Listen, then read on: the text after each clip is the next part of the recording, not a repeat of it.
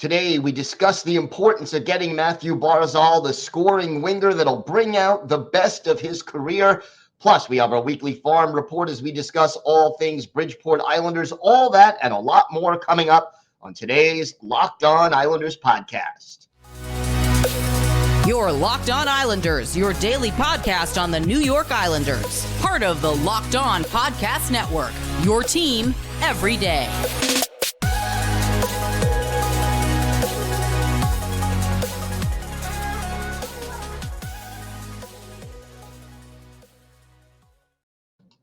And welcome, everybody, to the Wednesday edition of the Locked On Islanders podcast. Gil Martin, so glad you could be with us today, and thank you for making Locked On Islanders your first listen every day.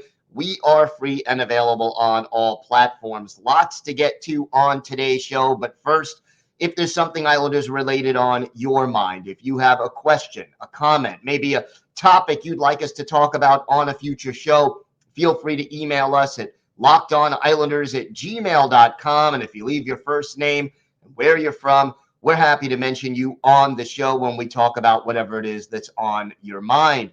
You could also follow the show on Twitter at Locked On Isles, and you could follow me, Gil Martin, on Twitter at Ice Wars, NYRVSNYI. We'll keep you up to date on all the latest Islanders news, notes, and happenings. And I am also live tweeting during nearly every Islanders home and road game. So definitely join me for some instant insight and analysis. And it's always great to interact with Islander fans, game time or anytime.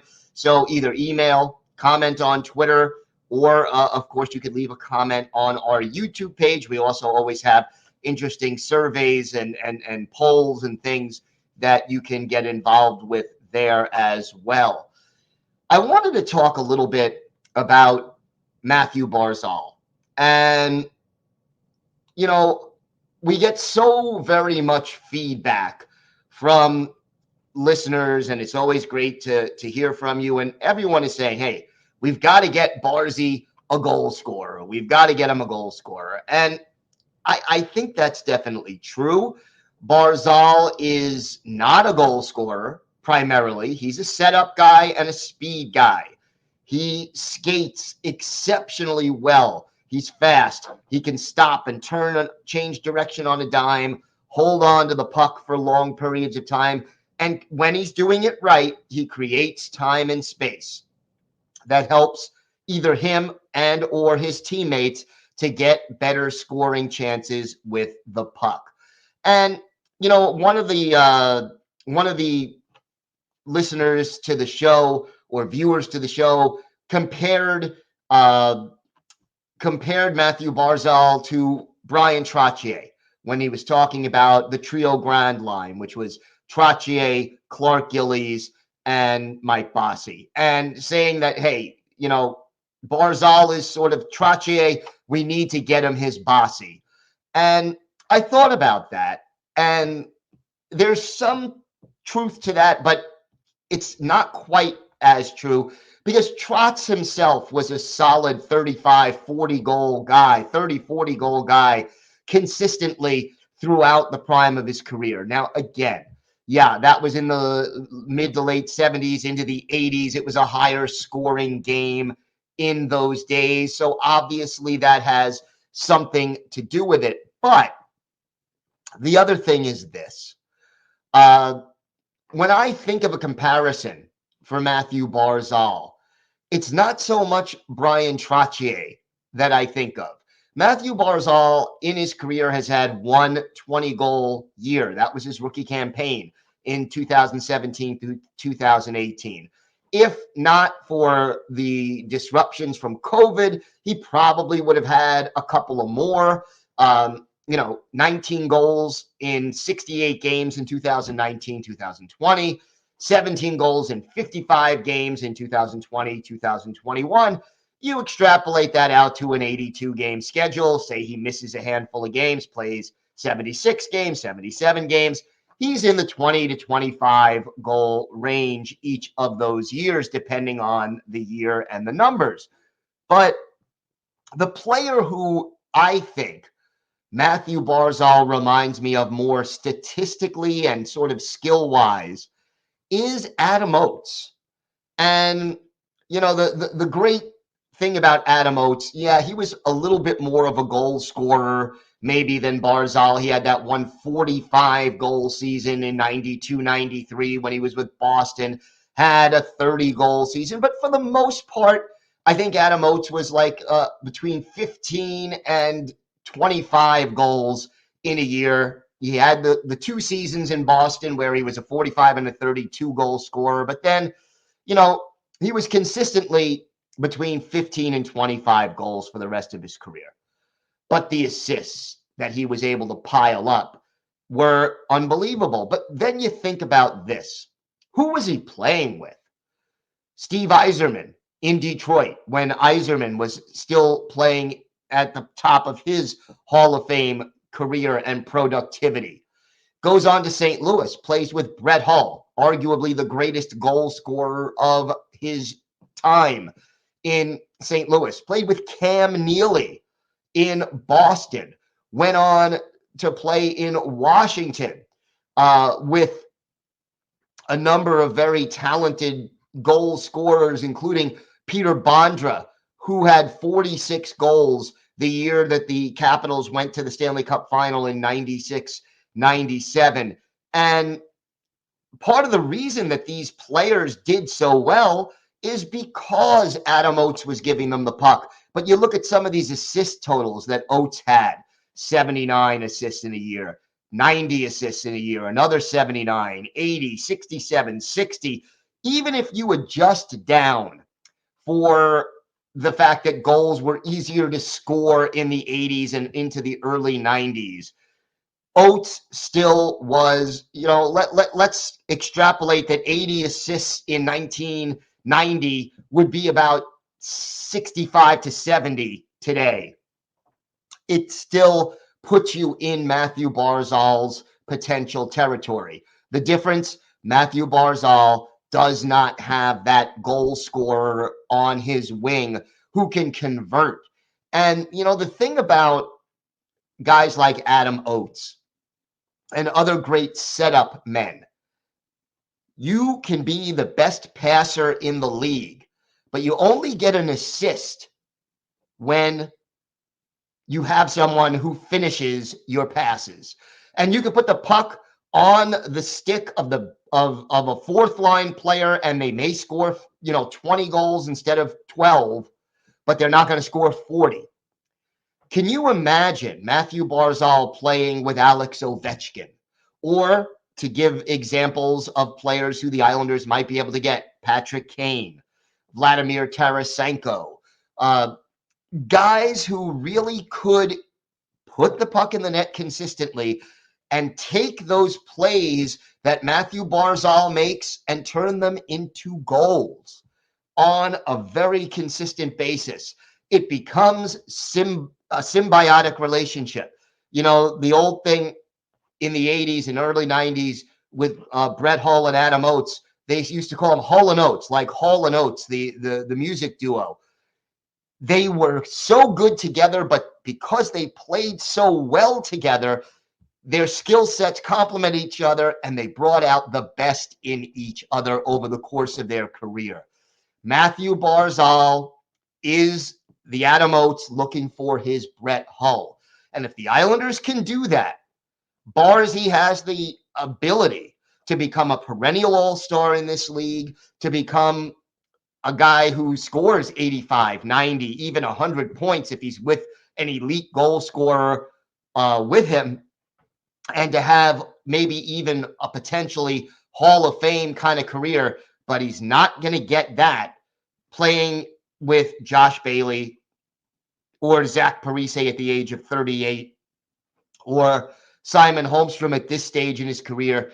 That's not going to get it done. So here's your most dynamic offensive player. Here's your most talented skater and your best passer. You got to get him someone who can take those passes and turn them into goals. Otherwise, you are taking your biggest asset other than your goaltenders and more or less squandering them.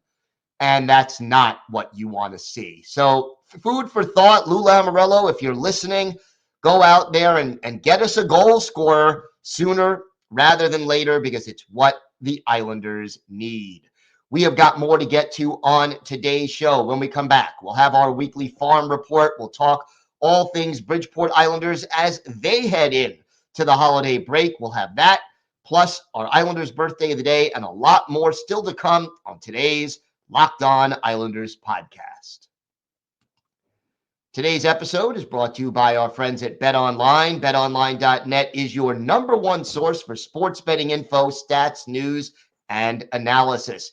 Get the latest odds and trends for every professional and amateur league out there, from pro football to college bowl season, basketball, the World Cup, and we've got it all at BetOnline.net. And of course, that includes the National Hockey League. And if you love sports podcasts, you can find those at BetOnline as well. We're always the fastest and easiest way to get your betting info. Hey, head over to BetOnline, check out the odds. Islanders, Rangers at the Garden tomorrow. Should be a good one. Find out the odds at betonline.net. Head to the website today or use your mobile device to learn more. BetOnline, where the game starts. Thanks again for making Locked On Islanders your first listen every day. Make sure to check out Locked On Sports Today, the biggest stories around the sports world in 20 minutes or less. We also get instant reactions, game recaps, and Locked On's Take of the Day. Locked On Sports Today, available on YouTube and wherever you get your podcasts.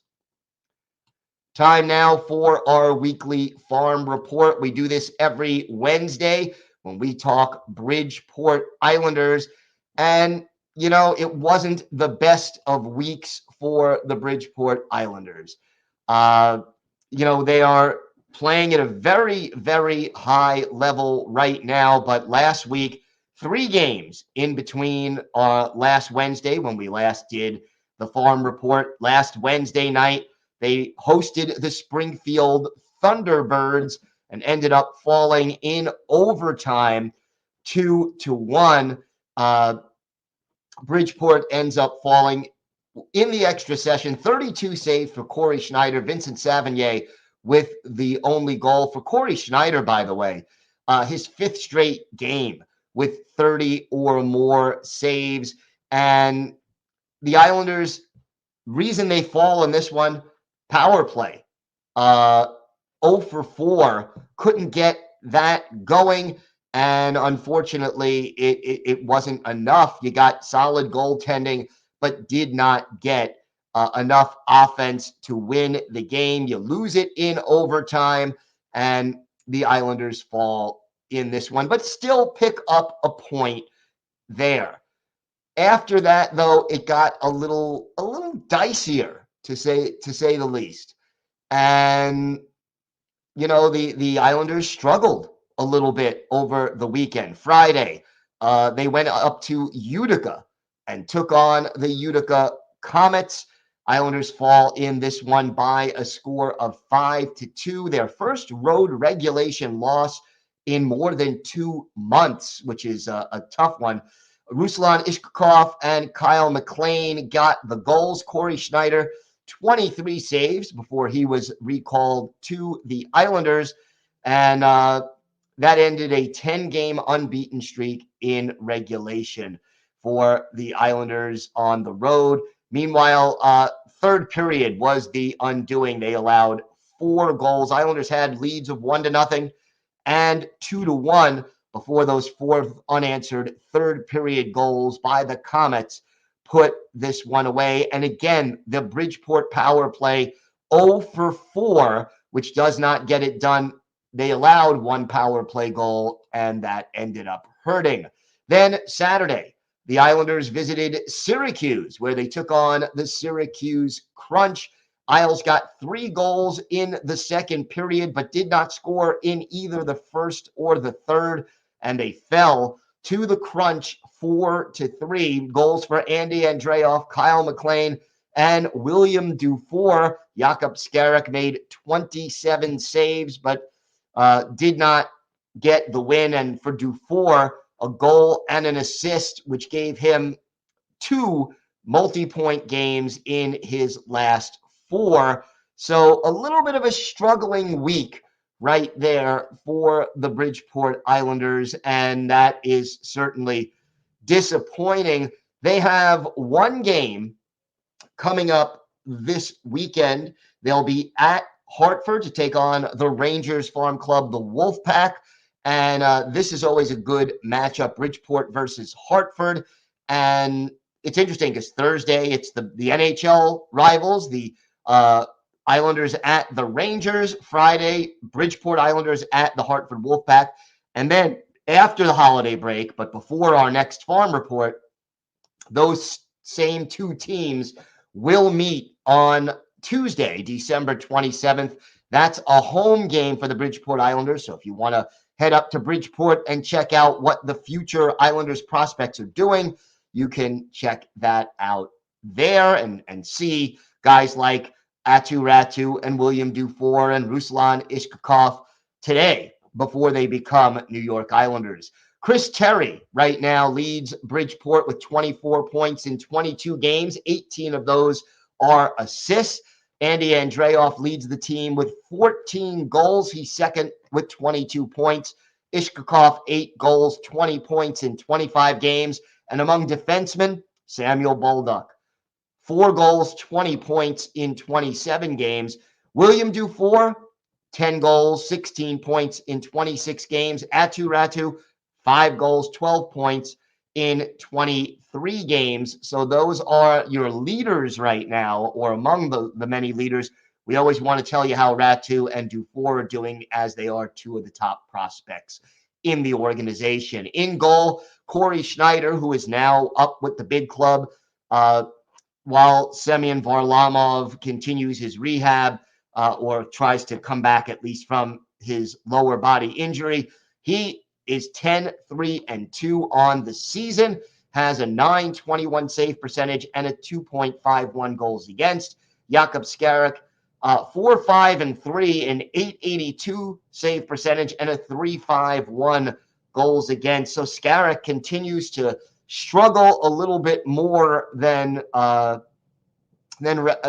Schneider, and the Islanders would certainly like to see more from him over the course of the season. Meanwhile, right now, the Bridgeport Islanders still in third place in the Atlantic Division of the AHL, behind the Hershey Bears and the Providence Bruins. Wilkes-Barre Scranton Penguins, though, coming up fast, so we'll see how the Islanders handle that. We mentioned the 2 games coming up this week, one on the road, one at home, both of them against the last place Wolfpack.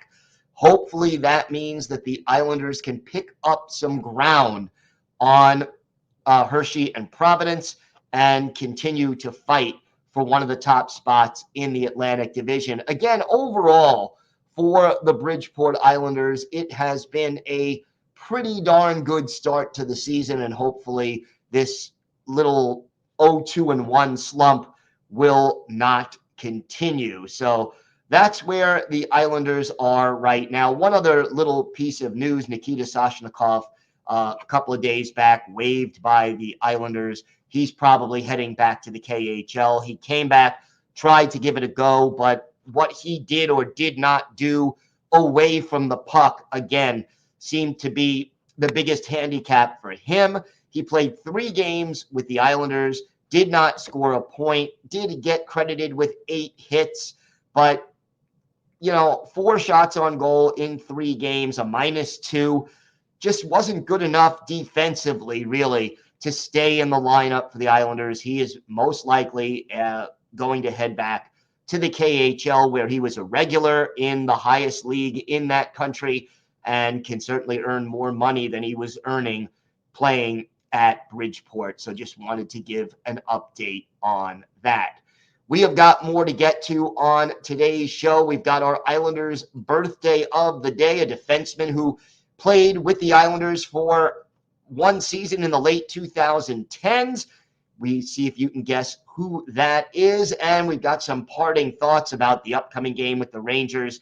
Well, I always look forward to these rivalry games. Heck, I even wrote a book about it, as you know, Ice Wars, which goes with through the entire history of the Islanders-Rangers rivalry. So all that and more still to come on today's Locked On Islanders podcast. Time now for our Islanders birthday of the day, and Tuesday was the 40th birthday of former Islanders defenseman Joe Callahan.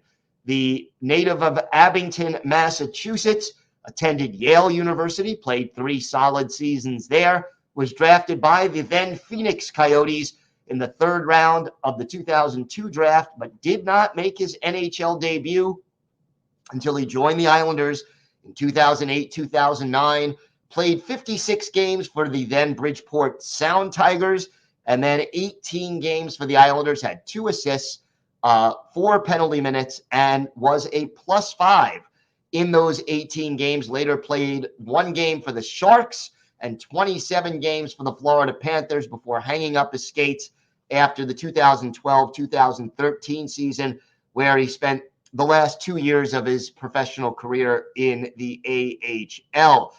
46 career NHL games for Callahan, 4 assists, 16 penalty minutes. Did not ever play in a postseason game in the NHL. Callahan, a steady defensive defenseman who was very, very solid in the minors, but never was quite able to establish himself in the NHL as a regular. We go back and look at one of his better games with the Isles, March 2nd, 2009, at the Nassau Veterans Memorial Coliseum. The Colorado Avalanche are the visitors. Andrew Raycroft is their goalie. Jean Denis in net for your New York Islanders.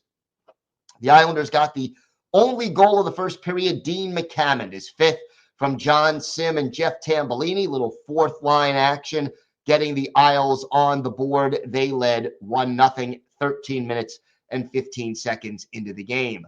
In the 2nd period, however, the Avalanche tie it. John Sim sent off for tripping, and ex-Islander Ryan Smith,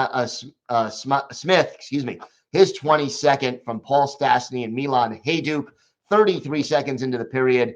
It's a 1-1 game, but the Islanders come back. Jesse Yoansu, his 1st from John Sim, and Joe Callahan, our Islanders birthday of the day, that came at 2:31, and then Bruno Gervais gets his 1st goal of the season. John Sim and Blake Como with the assist at 13:04. Isles up 3-1 after 2 periods. Smith scores again for the Avs 1 minute and 2 into the 3rd. Marek Svastos and Ruslan Saleh with the assists at 1:02. But Jeff Tambellini answers for the Islanders, his 3rd from Mark Streit at 4:48. Islanders skate away with a 4-2 win in this one. Jean Denis with 20 saves to earn the win for Joe Callahan, our Islanders birthday of the day. He had an assist. He was a +1, and he was on ice for 18 minutes and 9 seconds. So again, we want to wish a day late, a very happy 40th birthday to former Islanders defenseman Joe Callahan. He is our Islanders birthday of the day. Islanders and Rangers at Madison Square Garden. We will have a full preview of that coming up on tomorrow's show. I love this rivalry. And, you know, the thing about it, when I look back at some of the greatest moments in Islanders history, a lot of them have to do with the Rangers and the rivalry between those two teams. You think back to what was the first real magic moment that put the Islanders on the map. And it was the overtime game winner. What was it, 11 seconds into overtime that the Islanders played in 1975 that eliminated the Rangers at Madison Square Garden. You look back at the Stanley Cup years, and the Islanders beat the Rangers in 1981, 82, 83. They beat them again in 84.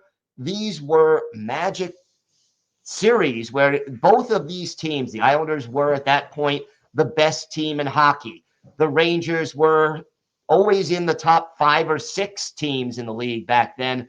And the intensity of the rivalry and the bad blood, but the respect that these two teams had for each other always shine through. And we just saw some of the best hockey that I have ever seen in my life when these two teams got together. And whether it was overtime game winners like Kenny Morrow's winner in the 84 playoffs, or whether it was a memorable goalie fight, or just the way that the stars, whether it was Barzy or Trache or Dennis Potvin or Mark Messier, brought out the best in each other, really always stood out in my mind. And the intensity of the rivalry between the fans, which is mostly friendly. I mean, it gets heated, don't get me wrong, but hey, these are your best friends and your cousins and your parents and your neighbors, and they root for one team and you root for the other. And 99% of the time, it's a friendly but intense rivalry. To me, it's always been some of the best moments that I've seen in hockey, not just for the Islanders. And I'm always eager to see them. Only 3 meetings this year. This is the third and final. I hope that the schedule changes that Lou Lamoriello alluded to as being discussed during his press conference on Monday guarantee that at least every team plays every other team in their division 4 times. I would love to see that, or even more meetings each year between the Islanders and the New York Rangers. Thanks again for making Locked On Islanders your first listen today. Now make Locked On Sports Today your second listen. Peter Bukowski brings you the biggest stories from around the sports world in 20 minutes. Get the analysis and opinions before anyone else with our local and national experts and insiders. Locked On Sports Today, available on YouTube and wherever you get your podcasts. That does it for this episode of the Locked On Islanders podcast. Have a great day, everybody. Stay safe. And of course, let's go Islanders.